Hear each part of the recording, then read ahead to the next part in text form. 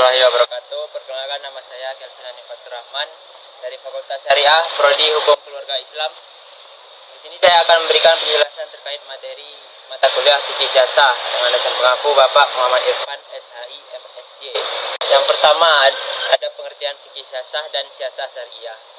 Fikih Siasah adalah ilmu yang membahas hukum-hukum syar'i terkait politik dan tata kelola pemerintahan mengenai hubungan antara pemerintah dan rakyat untuk mewujudkan keadilan, kesejahteraan sesuai ajaran Islam. Sedangkan siasah syariah adalah merujuk pada politik atau kebijakan pemerintah yang sejalan dengan prinsip syariat Islam. Dasar hukum fikih siasah terdapat dalam Quran Surat An-Nisa ayat 59 yang artinya, wahai orang-orang yang beriman, taatilah Allah dan taatilah Rasul-Nya dan pemimpin di antara kamu. Yang kedua ada sumber dan pendekatan dalam kajian fikih siasah. Sumber dalam kajian fikih siasah yaitu Al-Quran, hadis, ijma, dan qiyas.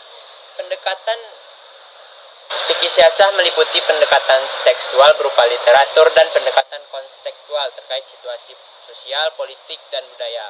Dasar hukum sumber fikih siasah terdapat dalam Quran Surat An-Nisa ayat 59 yang artinya, kemudian jika kamu berlainan pendapat tentang sesuatu, maka kembalikanlah ia kepada Al-Quran dan Rasul-Nya. Yang ketiga ada ketatanegaraan dalam sejarah Islam.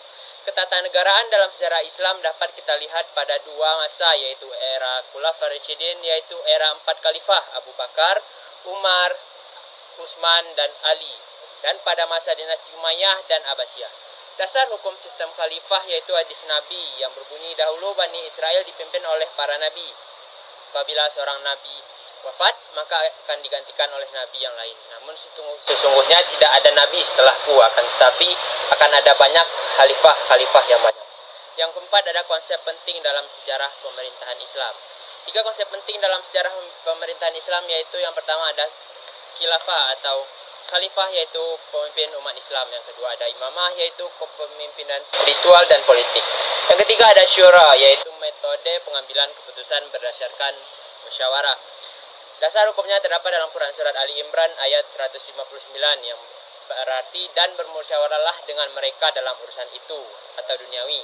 Contohnya pengangkatan Khalifah Umar bin Khattab melalui musyawarah para sahabat. Yang kelima ada siasah dusturiyah. Siasah dusturiyah yaitu kebijakan konstitusi atau undang-undang yang menata sistem pemerintahan sesuai prinsip Islam.